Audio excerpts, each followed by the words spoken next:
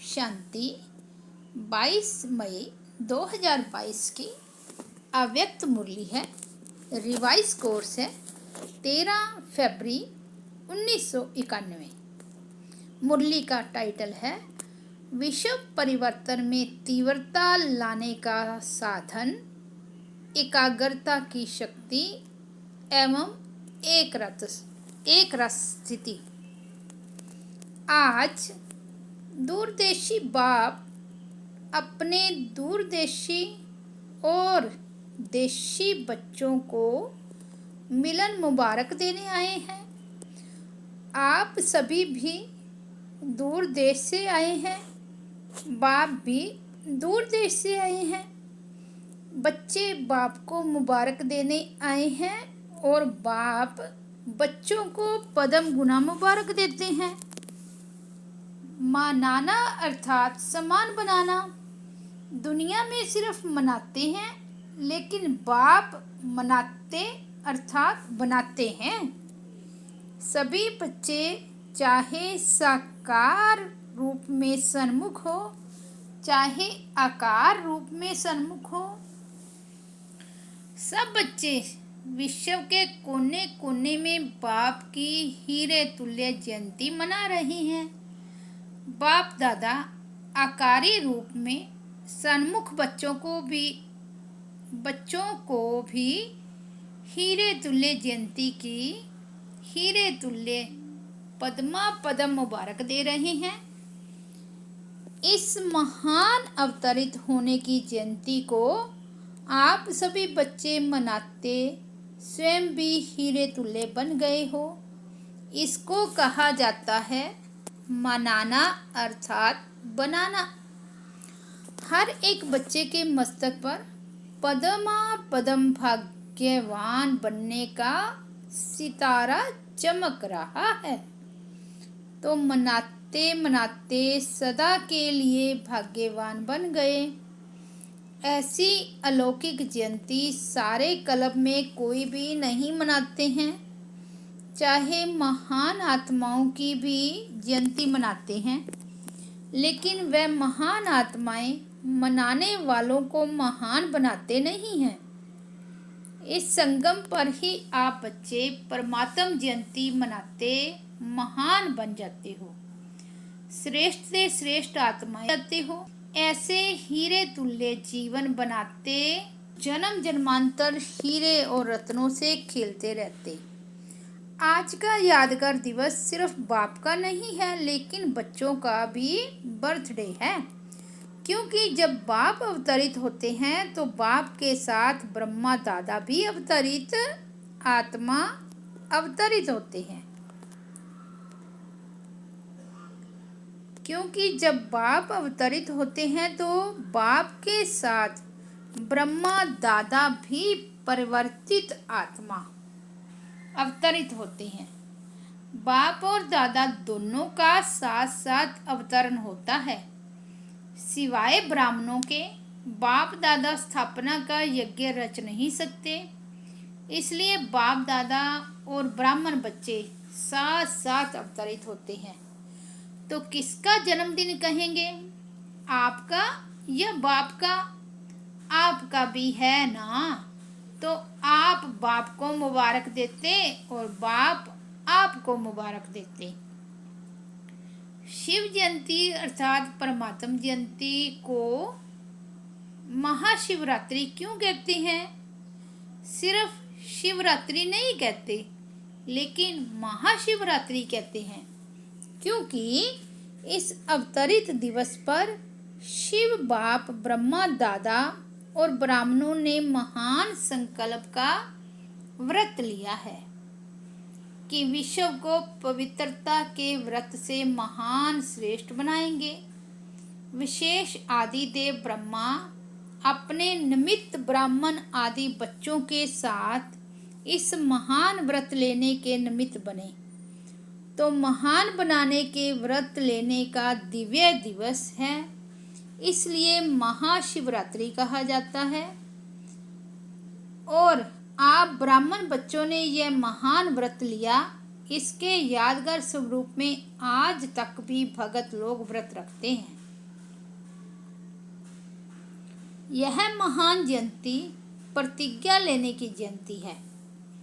एक तरफ प्रत्यक्ष होने की जयंती है, दूसरी तरफ प्रतिज्ञा लेने की जयंती है।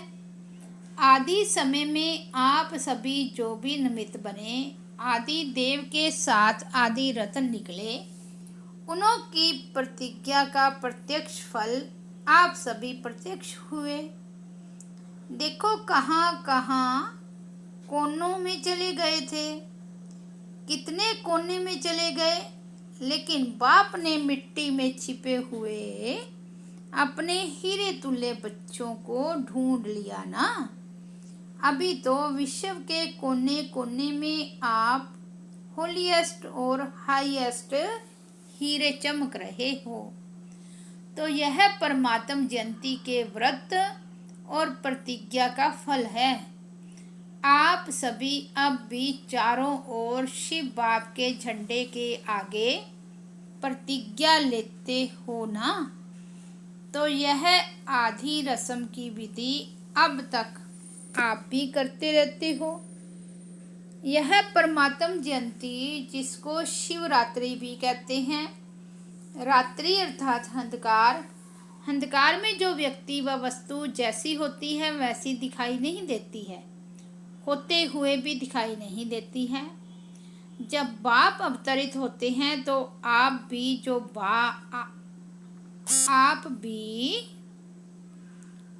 आप हैं, जो हैं जैसे हैं, न अपने आप को देख सकते थे, न बाप को देख व जान सकते थे।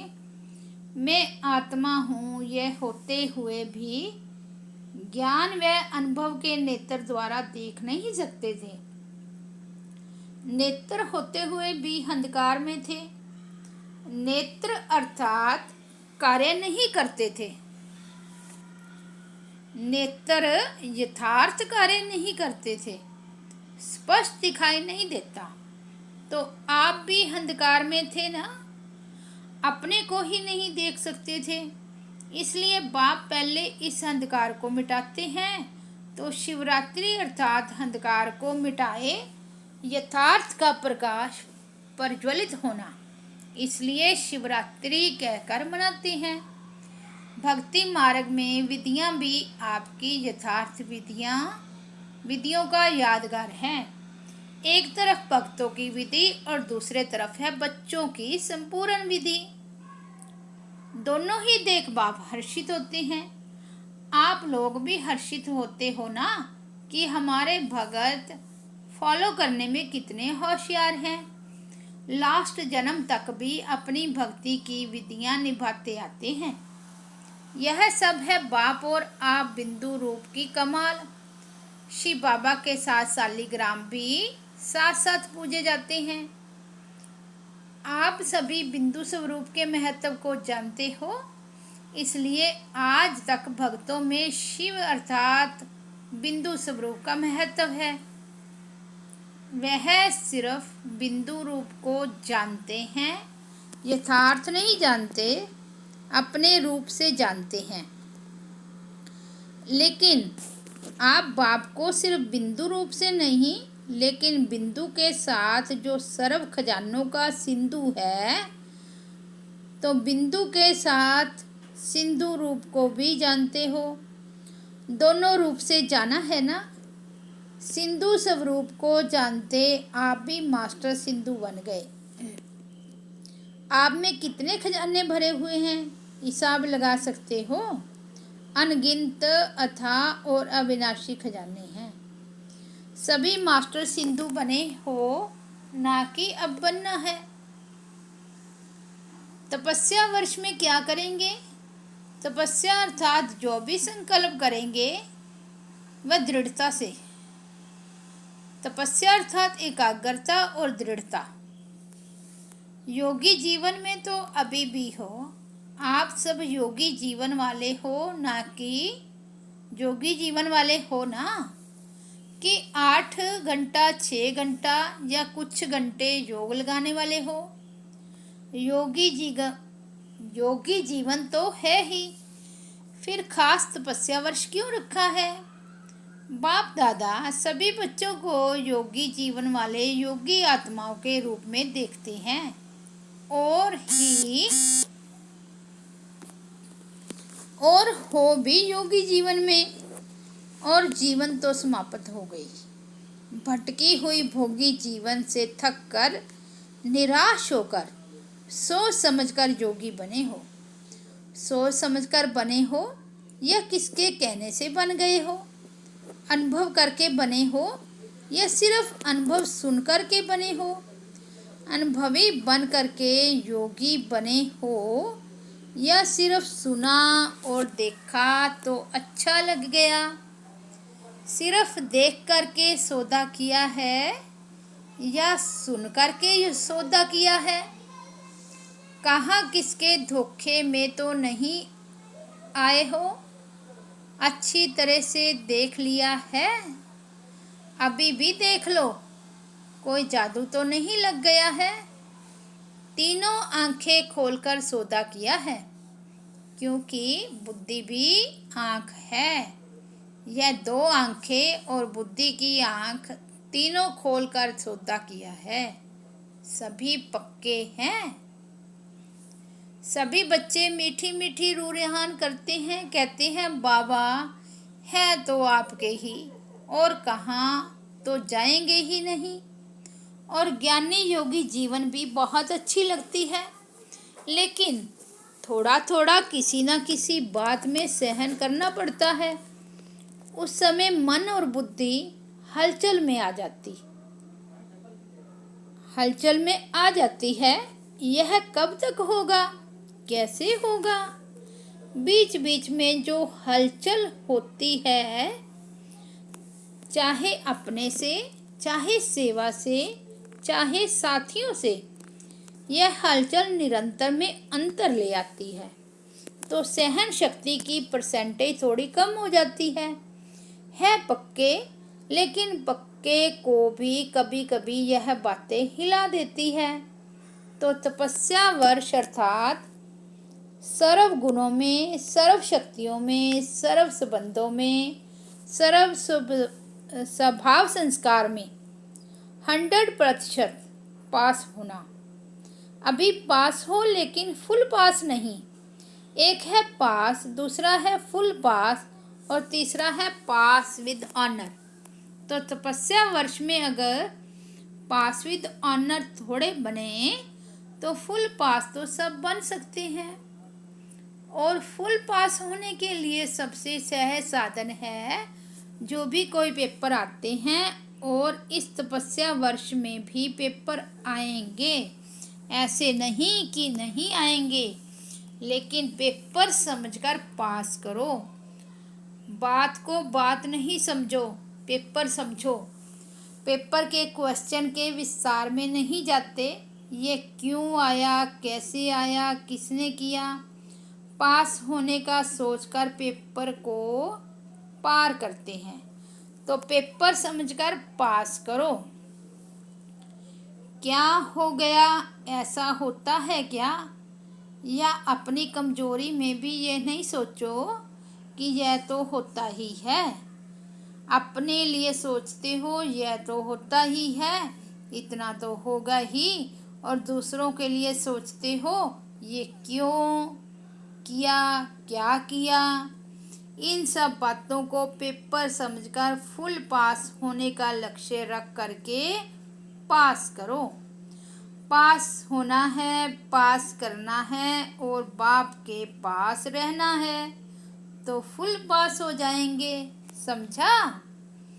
अभी मेजॉरिटी रिजल्ट में देखा जाता है, कई बातों में तो अच्छी तरह से पास हो गए हैं, सिर्फ अपने पुराने स्वभाव और संस्कार जो कभी कभी नए जीवन में इमर्ज हो जाते हैं, अपने व दूसरे के स्वभाव संस्कार भी टक्कर खाते हैं। अपना कमज़ोर संस्कार दूसरे के संस्कार से टक्कर खाता है। यह कमजोरी अभी विशेष लक्ष्य को पहुंचने में विघ्न डालती है, फुल पास की बजाय पास मार्क्स दिला देती है। न अपने स्वभाव संस्कार को संकल्प व कर्म में लाओ, न दूसरों के स्वभाव व संस्कार से टक्कर खाओ। दोनों में सहन शक्ति और समाने की शक्ति की आवश्यकता है। यह फुल पास के समीप लाने नहीं देती, और यही कारण है जो कहाँ अलबेलापन, कहाँ आलस्य आ जाता है। तपस्या वर्ष में मन बुद्धि को एकाग्र करना अर्थात एक ही संकल्प में रहना है कि मुझे फुल पास होना ही है। अगर मन बुद्धि जरा भी विचलित हो तो दृढ़ता से फिर से उसको एकाग्र करो। करना ही है, होना ही है, यह सब जो भी कमजोरियां हैं उनको तपस्या की योग अग्नि में भस्म करो। योग अग्नि प्रज्वलित हो गई है, लगन की अग्नि में अभी भी रहते हो, लेकिन कभी कभी अग्नि थोड़ी सी परसेंटेज में कम हो जाती है, बुझती नहीं है, कम होती है। तेज आग में जो भी चीज डालो तो या तो परिवर्तन या भस्म होगी। परिवर्तन और भस्म करने दोनों में तेज आग चाहिए। योग अग्नि है, लगन की अग्नि भी जगी हुई है, लेकिन सदा ही तेज रहे, कभी तेज कभी कम नहीं। जैसे यहाँ स्थूल अग्नि में भी अगर कोई चीज अच्छी बनाना चाहते हो और टाइम पर बनाना चाहते हो तो अग्नि को उसी रूप में रखेंगे जो चीज समय पर और अच्छी रीति तैयार हो जाए। अगर बीच में आग बुझ जाए तो समय पर चीज तैयार हो सकेगी, भल तैयार होगी, परंतु समय पर नहीं। तो आपकी योग अग्नि भी बीच बीच में ढीली हो जाती है तो संपन्न बनेंगे, लेकिन लास्ट में बनेंगे। लास्ट में संपन्न बनने वाले को फास्ट और फर्स्ट राज्य भाग्य का अधिकार नहीं मिल सकता। आप सभी का लक्ष्य फर्स्ट जन्म में राज्य भाग्य करने का है या दूसरे तीसरे जन्म में आएंगे? पहले जन्म में आना है ना। तपस्या वर्ष अर्थात फास्ट पुरुषार्थ कर फर्स्ट जन्म में फर्स्ट नंबर आत्माओं के साथ राज्य में आना।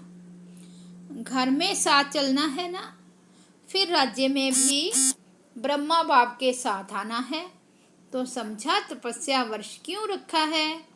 एकाग्रता की शक्ति को बढ़ाओ, अभी भी ना चाहते भी व्यर्थ चल जाता है।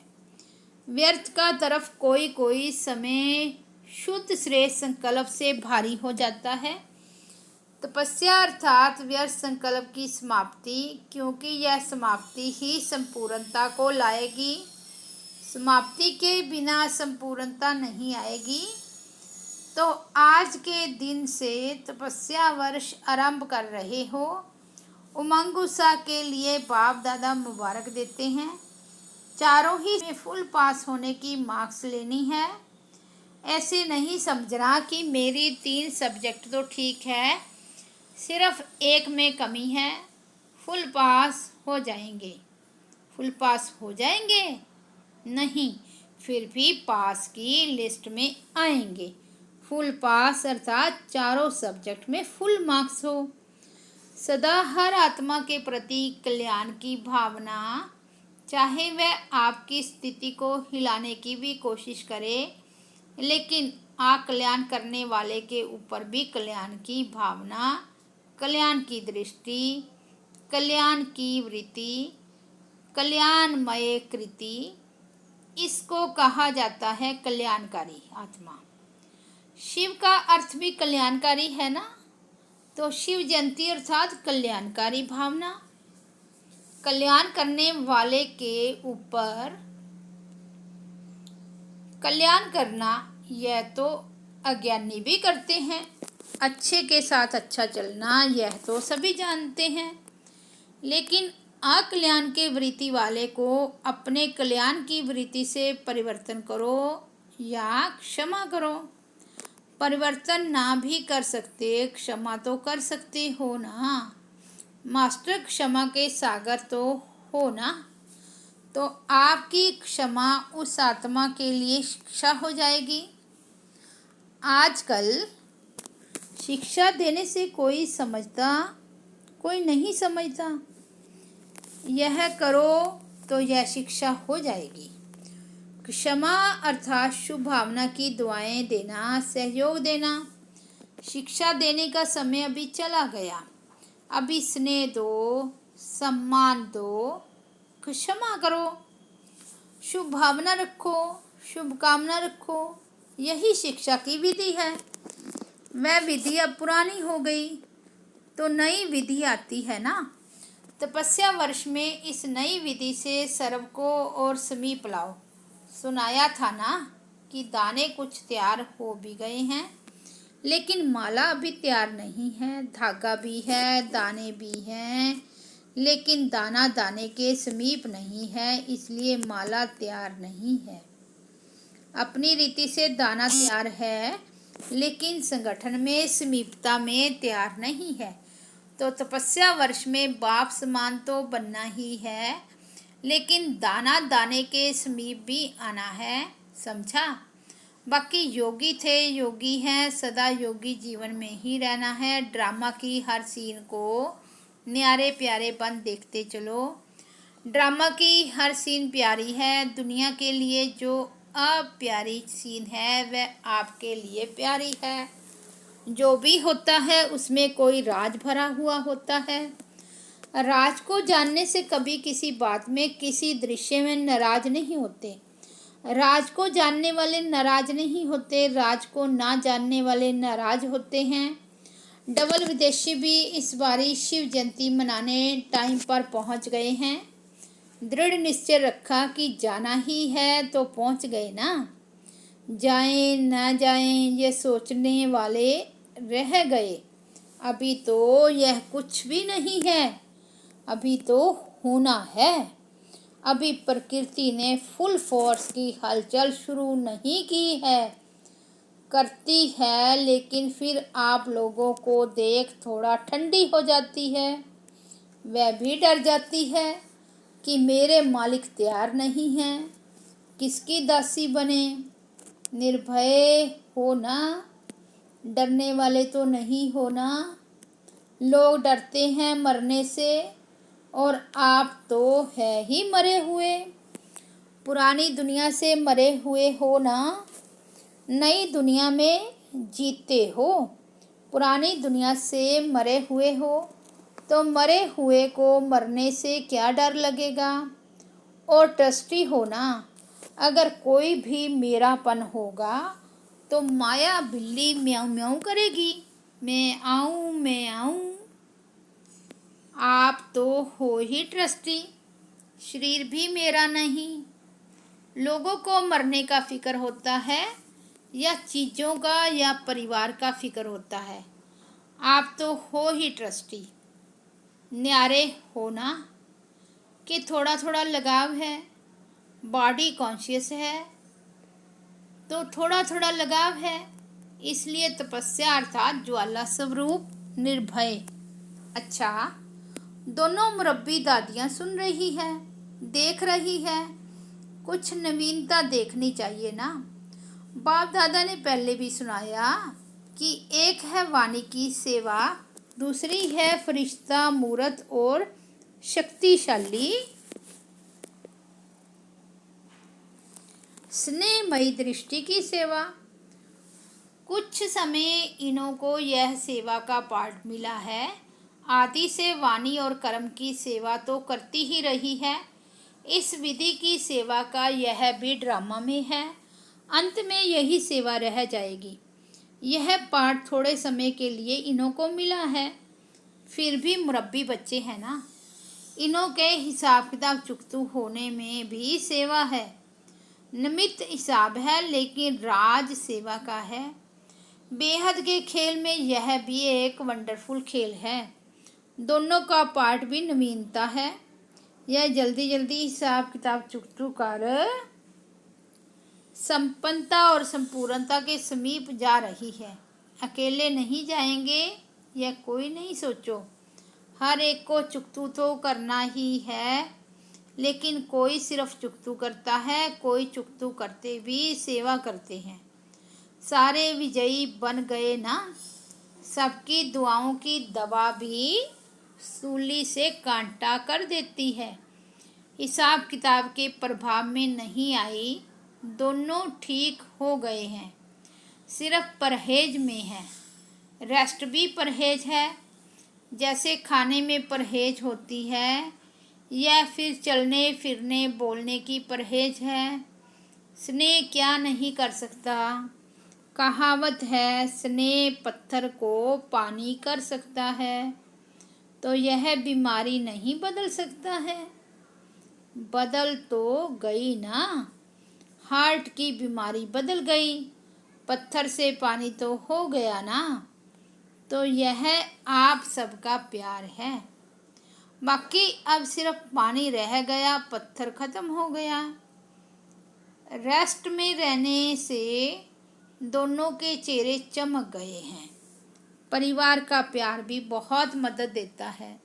अच्छा, चारों ओर के सर्व विश्व कल्याण की श्रेष्ठ भावना रखने वाले, चारों ओर के ऐसे दृढ़ संकल्प करने वाले, तपस्या द्वारा स्वयं को विश्व को परिवर्तन करने वाले, एकाग्रता की शक्ति से एक राष्ट्रीय स्थिति में रहने वाले, ऐसे तपस्वी आत्माओं को, स्नेही आत्माओं को, सदा बाप के साथ रहने वाली आत्माओं को, सदा भिन्न भिन्न विधि से सेवा में साथी रहने वाले बच्चों को महा परमात्म जयंती की मुबारक और याद प्यार स्वीकार हो और साथ साथ नमस्ते। वरदान है, समय और परिस्थिति प्रमाण अपनी श्रेष्ठ स्थिति बनाने वाले अष्ट शक्ति संपन्न भव। जो बच्चे अशक्तियों से संपन्न हैं, वो हर कर्म में समय प्रमाण, परिस्थिति प्रमाण, हर शक्ति को कार्य में लगाते हैं। उन्हें अष्ट शक्तियाँ इष्ट और अष्ट रत्न बना देती है। ऐसे अष्ट शक्ति संपन्न आत्माएं जैसा समय, जैसी परिस्थिति वैसी स्थिति सहज बना लेती है। उनके हर कदम में सफलता समाई रहती है। कोई भी परिस्थिति उन्हें श्रेष्ठ स्थिति से नीचे नहीं उतार सकती। स्लोगन है, जो कर्म हम करेंगे हमें देख और करेंगे। यह स्लोगन सदा स्मृति में रहे तो कर्म श्रेष्ठ हो जाएंगे। अच्छा, ओम शांति।